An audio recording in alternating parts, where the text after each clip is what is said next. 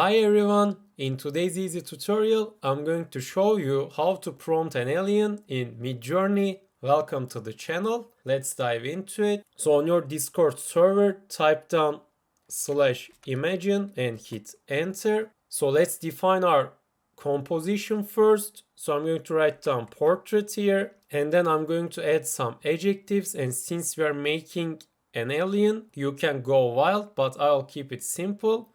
And let's write down our object, which is an alien. Make sure you use that if you want to generate an alien image, obviously. And then let's add some more adjectives. And finally, let's make this photorealistic. And let's hit space once and type down --v and hit space once again and type down 4. And let's run this prompt by pressing the enter. And here's our little alien. This one looks very cute. So make sure you use the word alien if you want to generate alien images. But this is basically how to prompt an alien in Midjourney. If you found this video helpful, tap the like and subscribe buttons to help others to find this video as well. Thank you for watching.